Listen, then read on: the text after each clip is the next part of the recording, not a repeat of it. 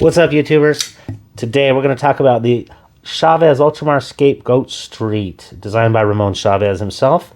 The Ultramar is kind of the production lines of knives that Chavez uses, and basically sends them off to Riot to make, or generally I think they've previously all been in Riot. This one is also made by Riot, to be made, you know, at a more not a custom price, so really at more of a production price.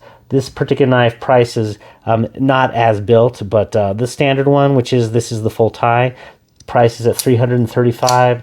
This particular one, which has a lot of Fanatic Edge customizations, priced at $510. But you're paying for a lot of really anodizing, the frag pattern cutout, the PVD coating on both sides of the titanium, as well as on the clip, or not on, actually the clip I think already had it. And then the anodizing of the clip, the back spacer, the thumb studs. So yeah, there's a lot of disassembly and reassembly that went into that. So I'll be reviewing this principally as the standard tie one, though. So think of it in those terms. That particular knife weighs 5.7 ounces, sports a 3.4 inch blade of M390 steel. So yeah, it's in your super steels. There you go. Oh, whoa, yeah, that went fast. So yeah, this is, runs on bearings. This one has all the great good fidgetiness to it. In terms of like some comparison knives, maybe in this range of this is kind of a bruiser knife. I didn't measure it. I think it's like 0.16. It's very thick blade stock though. Yeah, this is a slicer. There's a cutter, not a slicer rather. But kind of some comparison options. The Les George VECP, that one runs for $425. It runs on washers and not bearings, versus the Scapegoat Street here does run on bearings. And then you also have if you go full titanium on the Hinder XM18, again, kind of a big bruiser. The standard one, which has just a slab sight, or the full slab of titanium, and then a little bit plus a G10 scale, runs for $425. If you do go for the full titanium scale on the show site here, that adds $200 more. So that makes this a $625 knife. And I'm not doing that to flex. It's just that's what you're getting into if you're going in for a full tie Hinder.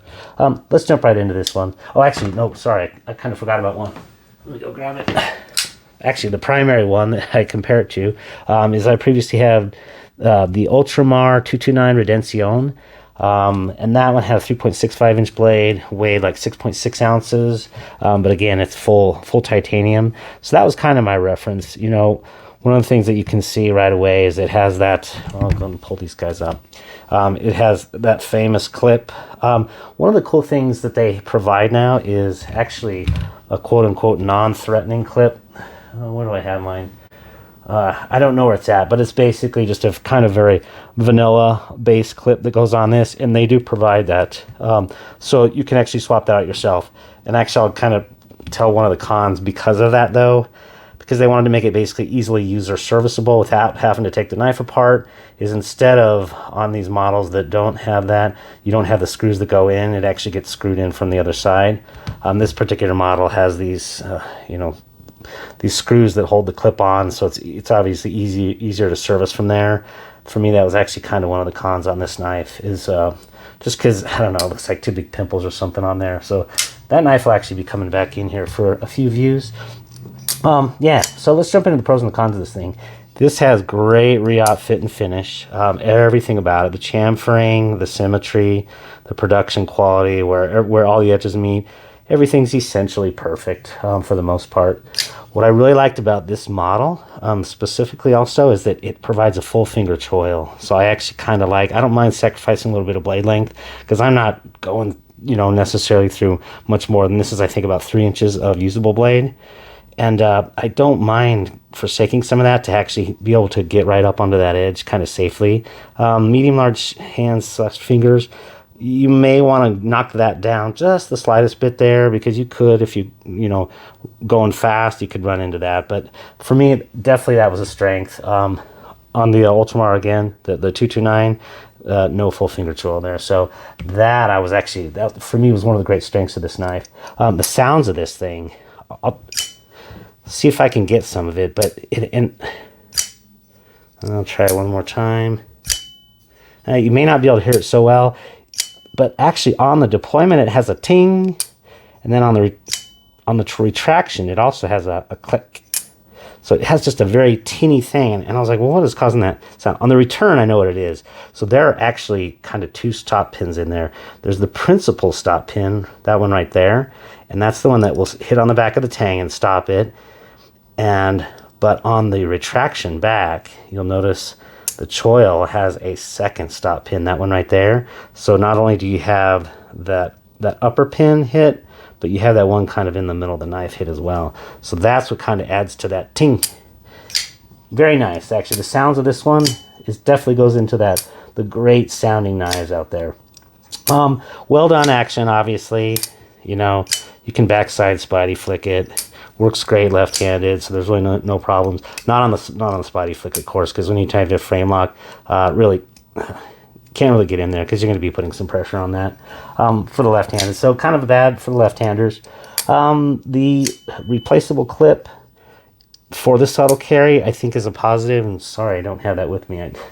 Room's kind of a mess now. But yeah, that actually is a positive. For the people that don't like to announce, hey, look, I like to carry skulls in my pocket, or knives, or announce themselves as, hey, I'm a Chavez fan. This is good for those people. For me, I actually don't mind it, and I kind of like this one. I'm not because I'm flamboyant or anything. No problems with that. I don't mind it at all. On the con side, the closing action pinch point will bite your thumb a fair number of times. So one of the things, let me point out, is a general frame lock kind of ends up flat right there. In fact, a good example of this one would be the Les George. And you'll see that it kind of goes straight up, and then the Hinder, of course, it goes straight up. So it's kind of neat to see that basically the lock bar here goes up and into the pivot area. You'll notice so that basically it's just short of the center of the pivot there. But as a result of that, so it looks nice, but as a result, when it locks, you have this whole second thing that basically grabs your thumb and pinches it. And it actually, like, literally will cut into it and start tearing off skin. So you have to be very conscientious when you're closing this one, not just fling it or go really fast, because you're going to catch that and be tearing your thumb space there. So add on to that the what Metal Complex calls the double clutch, because there's such a long distance between unlock. I'll show the unlock and the actual detent ball comes up to it. It's such a big detent ball that to get it over the edge of the tang there, you got to be really, really careful. Twice I had to move my thumb out of the way to let that that little top part of the tang get its way through, and because of that flick and also being the fact that it's on bearings, it twice hit my thumb just like that. And honestly, so I won't say it's a bad. For me, it's a big con, and it's really more of a public service awareness thing or announcement, is be very conscientious when you're putting this in away. This is not a knife to be holding upright and just let it drop like a guillotine, because it's very heavy blade stock on bearings. It will drop like a guillotine, and who knows it. I mean, yeah, it's almost a cut waiting to happen. So you just have to be really conscientious of this knife. Like I said, twice I dug that right into there, and I was like, oh, it's because it's such a sharpened knife. That's really the principal drawback of this knife for me. I do love Chavez designs. It is very functional as a cutter. Again, not as a slicer. Let me go ahead and bring out some cuts here. So, just doing a small little thin amount of cork, it does great for the first quarter of an inch, and then it starts to just push it away. So yeah, you can cut, but at literally about a quarter-inch deep, you're basically starting to push stuff away. Again, doing cardboard, it broke down boxes just fine, but you'll notice that it starts to get caught on the shoulders there, and so you just have to go kind of at a higher angle. It did a lot better. What I would have liked to seen was definitely a hollow ground like they have on the Redención. Again, you see that nice hollow ground. This one definitely slices boxes and the like much better. So yeah, I'd have liked to see a hollow ground. I know why they did, and it's because they went with this dramatic clip point. So yeah, the strength on this one it's a great, I guess in the end overall, it's a great piercing tipped hunk of titanium that cuts well, but doesn't really slice well. I think the moved higher lock bar really looks nice, but in retrospect, I would definitely prefer that it be lowered back to a more standard one, just for safety reasons. And also, then I also want to be a little bit less conscientious about having to safely close my knives for the most part. But, you know, if you're a Chavez fan like me and you kind of like the style of bulky titanium bruisers, then you're going to like this one anyway, and you probably may even already own one. So I think that's kind of the style area, is if you like those, you don't mind really thick stock, you know, and it almost achieved that sweet spot, or that sarcastic sweet spot of two ounces per usable inch. You have a 3-inch blade, 5.7 ounce knife, so you know, it's just kind of inverted there. Overall though, yeah, I like Chavez knives. I like this one. If you like Chavez knives, you could probably like this one as well. So hope you did find this of use, and have a great day. Take care now.